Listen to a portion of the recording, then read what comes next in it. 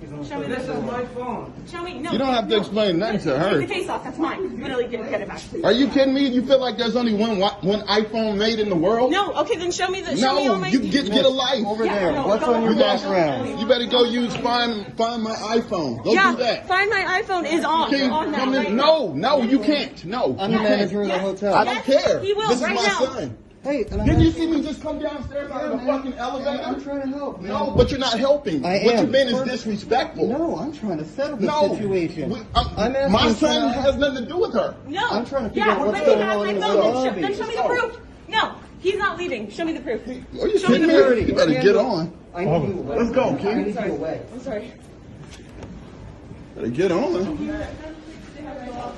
We have what you see two black people. No, I'm not letting him walk away with my phone. Wait, don't fight. You better get on somewhere, No, please lady. get my phone back. I cannot not have my phone. Listen, get your ass on. Confrontation in a hotel lobby here in New York. A woman accosting a 14-year-old black teenager, accusing him of stealing her iPhone. The teen and his father, a prominent jazz musician, were guests at the hotel. The father capturing part of the incident on video. The NYPD now investigating. Here's ABC's Adrian Banker. Tonight, this video of a scuffle involving an unidentified woman claiming a teenager had allegedly stolen her phone, sparking outrage. This is my phone. Show me. No. You don't have to explain nothing to her. Take the case off. That's mine. Literally didn't get it back. Are you kidding me? You feel like there's only one iPhone made in the world? Now, Keon Harold, a prominent jazz musician and father of the teen, is speaking out. We were basically targeted, and the lady from the video, is screaming and, erratically that my son somehow took her phone. The incident occurring in the lobby of the Arlo Hotel in downtown New York City, where Harold and his family were staying. Within seconds, the hotel manager gets involved. No, I'm trying to settle the situation. My son has nothing to do with her. No. I'm trying to figure out what's going on in the phone. lobby. Then show me the proof. We have what you see two black people. No, I'm not letting him walk away with my phone. As the situation escalates, the woman seen on the ground. It's not clear if she was pushed or fell. Harold claims she scratched him and tackled his son. Listen, get your ass on. I didn't have the opportunity to be believed, and neither did my son. We were guilty, then proven innocent. Now, the Arlo Hotel says in a statement that they did reach out to the family to directly apologize. Meanwhile, the family's attorney says that they're petitioning the Manhattan DA to press charges of assault and battery, and says that an Uber driver later returned that woman's phone. Tom? Adrian, Welcome back to CBS This Morning. The Manhattan District Attorney's Office says it's investigating a physical confrontation between a white woman and a black teenager caught on camera. Jazz musician Keon Harold took this video in the lobby of a New York City hotel where he and his 14-year-old son were staying. It shows the woman tackling the teenager after accusing him of taking her cell phone, which he did not do. The confrontation is drawing comparisons to other recent false accusations against black people. Nikki Batiste is at the Arlo Hotel. Nikki, good morning. Adriana, good morning. The hotel says it did call the police after the incident about the woman's conduct, and the NYPD confirms Harold has filed a harassment complaint. The hotel also admits more could have been done to de-escalate the dispute. Take the case off. That's mine. Literally didn't get it back. Are you kidding me? Musician Keon Harold says he and his son Keon Jr. had just exited the elevator when they were confronted by this unidentified woman in the hotel lobby. This lady was, irate and, literally just suggested that my son had somehow acquired her cell phone, which is, ridiculous. We literally never seen this lady. In the video, the woman continues to accuse the teen of having her iPhone, and a person who identifies themselves as the manager appears to approach the teen. I'm the manager of the hotel. I don't care. They never asked any questions. They demanded his phone, which is ridiculous. My son is 14 years old. He has the right to have his phone, and he also has the right not to show it. Better get on. Let's go. As Harold and his son leave the lobby, the woman follows them. He says she then scratched him on his hand and tackled and grabbed his son. Please get my phone back. I cannot not have my phone. Listen, get your. Harold said he was told by the hotel that the woman's phone was returned by an Uber driver shortly afterward. Attorney Ben Crump, who is representing the family, is now calling on the Manhattan District Attorney to charge the woman with battery and assault. This culture of implicit bias that so many people have, it needs to stop. I'm going to tell them there's an African-American man threatening my life. Just 7 months ago, this video of Amy Cooper calling 911 on birdwatcher Christian Cooper went viral, highlighting the issue of false accusations made against Black people. Please send the cops immediately. Harold said his son is traumatized, but he shared the video to shed light on these incidents. We know the stories of so many other people wrongly accused so well. I feel like it just needs to be dealt with in this country so we can have a fair shot. In a statement, the Arlo Hotel said it was deeply disheartened about this incident of baseless accusation, prejudice, and assault against an innocent guest. The company says it's committed to making sure this never happens again at its hotels. Jarika? Nikki, thank you. This is the Accuser of the Brethren, the female edition. All praise to the Most High, Yahweh Bahashem, Yahweh Shai.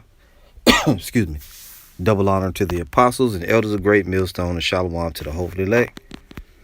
And again, this lesson is going to be entitled Accuser of the Brethren, the female edition, all right, or the female version.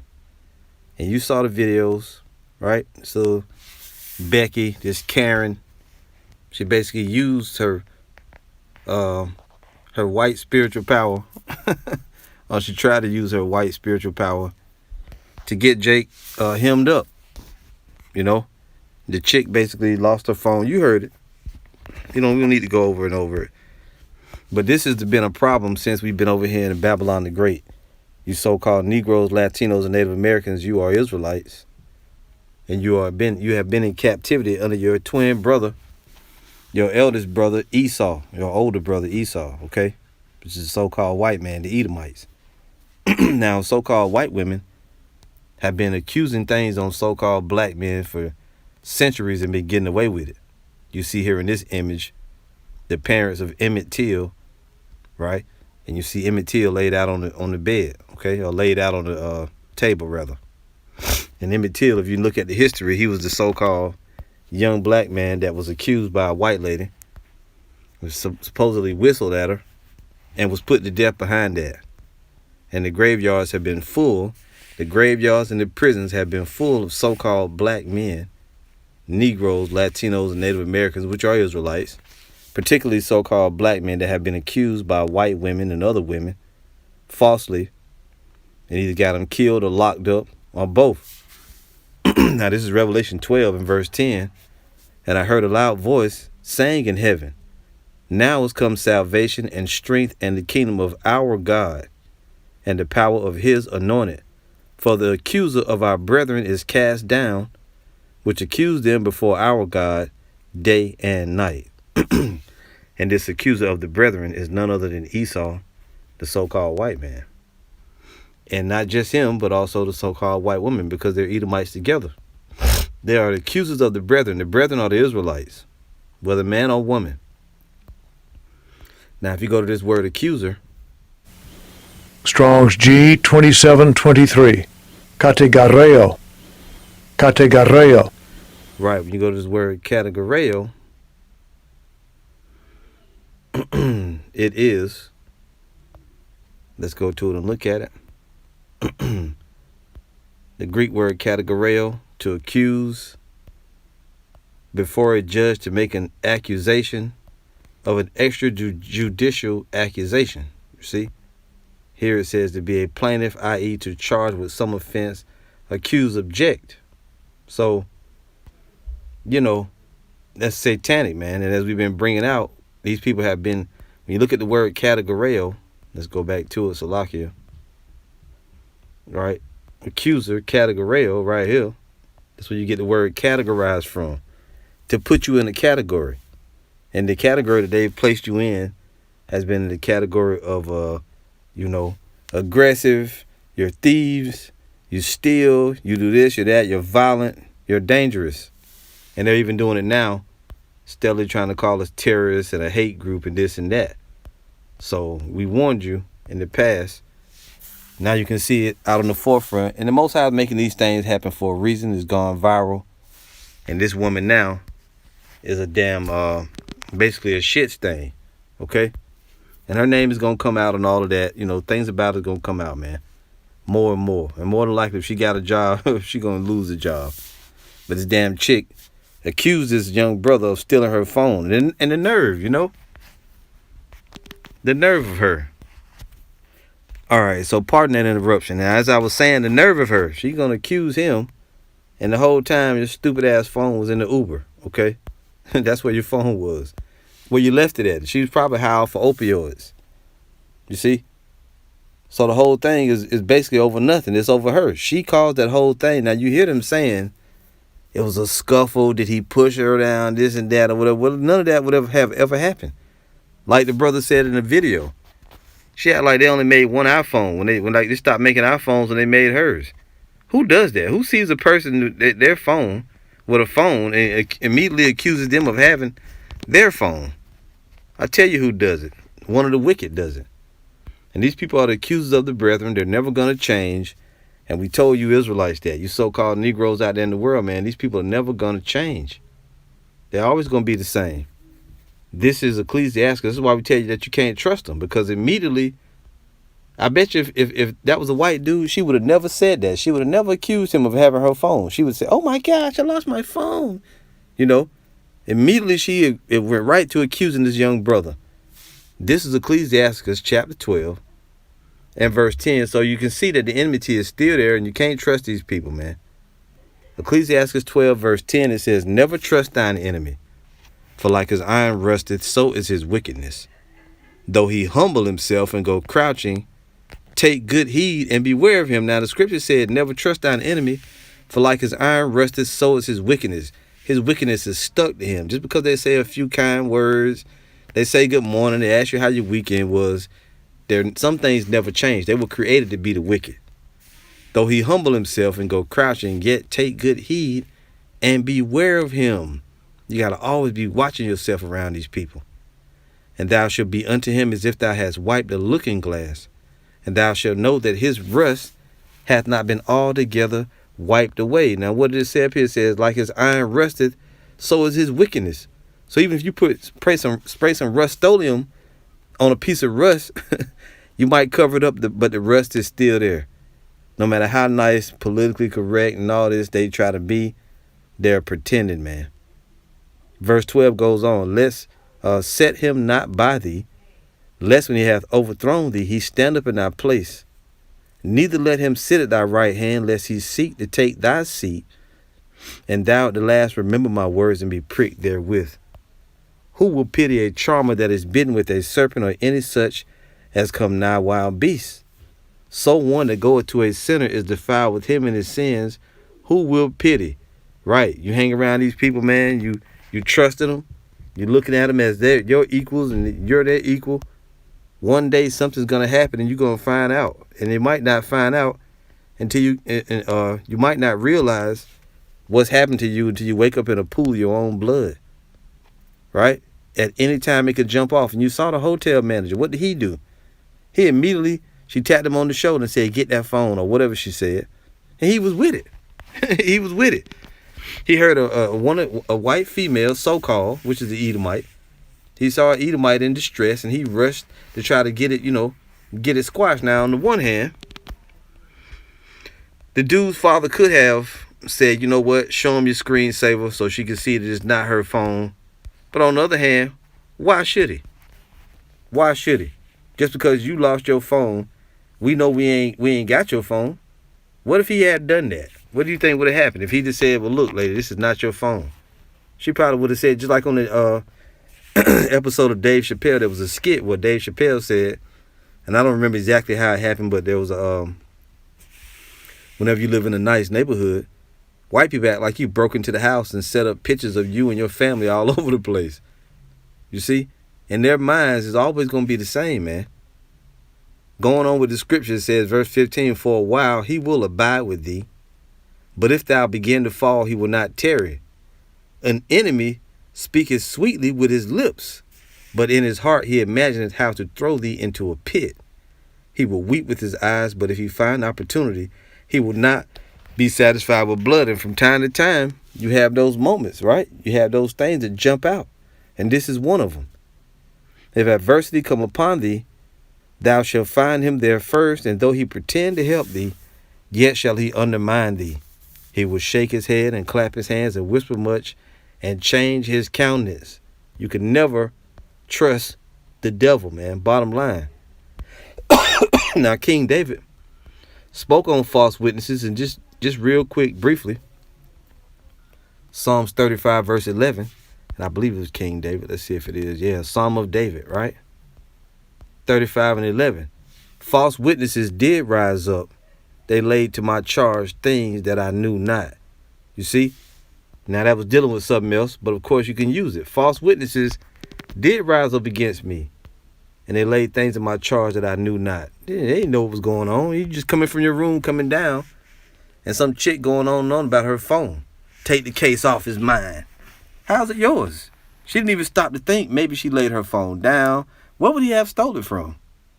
What were y'all? Y'all weren't even in the same room. How could he have stole your phone? But see, it's all that white privilege, man. And at the end of the day, Becky is tripping. Karen is tripping, man. You see? Let's also read just real quick here. And this is going to be brief. Let's get what the Lord said over here in Ecclesiastes. Because see what all that was, if you'd have called the police, then shit might have really got interesting. You never know, man. The father of that young boy, he did the right thing, man. Just bounced. But even then, she became aggressive and combative. Good way to get an ass whooping. Proverbs 26 and 27. Whoso diggeth a pit shall fall therein, and he that rolleth a stone, it will return upon him. Right. She was basically trying to set him up. When she thought it was her phone, she was going to cause problems. She was willing to do whatever. She said, I can't not have my phone. Well, that wasn't even your phone, lady. But see, now you in the snare now, because what? There may be a lawsuit. She gonna probably lose her job. You know, who knows what will happen, man. Whoso diggeth a pit shall fall therein, and he that rolleth a stone, it will return upon him. A lying tongue hateth those that are afflicted by it, and a flattering mouth worketh ruin. And like we said, man, you got to think back to what happened to Emmett Till. These so-called white people, white women in general, they have, basked in the glory of having that kind of power. They can order you at your death at a whim. All they got to do is say a black man's robbing me, touching me, following me, this or that. Karen is off the hook. Becky is off the chain. You see? Ecclesiastes, chapter 10. I'm going to start at verse 8. I'm just going to read verse 8. It says, he that diggeth a pit shall fall into it, and whoso breaketh an hedge, a serpent shall bite him. And that's starting to happen. Becky is losing power. You see? Karen is losing power. And to further show you, these people will go and I did a couple of videos with Karen in the title, and damn if they didn't get flagged. They started taking brothers' videos down for calling this lady Karen because of the derogatory, thing that it means. But it doesn't matter. If you call her Molly or Becky or Sharon or whatever you call her, it's the same demonic spirit. It's the same demonic spirit, that entitlement, man. That spirit of entitlement. He that diggeth a pit shall fall into it, and whoso breaketh an hedge, a serpent shall bite him. Whoso removeth stones shall be hurt therewith, and he that cleaveth wood shall be endangered thereby. So really, for the, if you set a trap for somebody else, it might come down on your own damn neck. You see? But just show you, just something quick, man, showing you these people have not changed. I want to read real quick Matthew 5.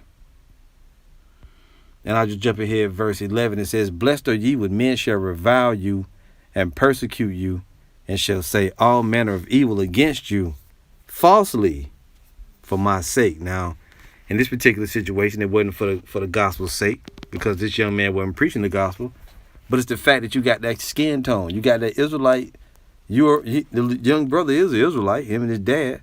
So they got that Israelite look. So naturally, what comes with that complexion? Animosity, tribulation. This is Luke 6 and 22. Blessed are ye when men shall hate you, and when they shall separate you from their company, and shall reproach you, and cast out your name as evil for the Son of Man's sake. Now again, this is not necessarily for the Son of Man's sake, because it's not involving the gospel or the ministry, but just showing you, right? Israelites are going to go through that.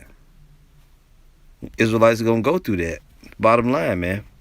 So I'm going to end it right there. I mean, at the end of the day, Israelites have had complete hell in this country, particularly so-called black men, because if that was a black woman, she probably wouldn't have said that. She wouldn't have said that. She may have, but I doubt it. You see a young so-called black man with a phone that's similar to yours. All them damn iPhones look alike, man. If you get one particular year, if I get an iPhone 12 and you got an iPhone 12 and they're the same color, just looking at it with the naked eye, you can't tell the difference. If they don't have a case, you can't tell the difference. She said, take the case off. It's mine. You see that spirit of entitlement, man. But the Most High is going to knock the entitlement out of Becky, man. Out of Esau in general. So you so-called Negroes out there, man, wise up. Never trust your enemy. All right? This has been Accuser of the Brethren, the female version. All praise to Yahweh Bashim Yahushua. Shalom.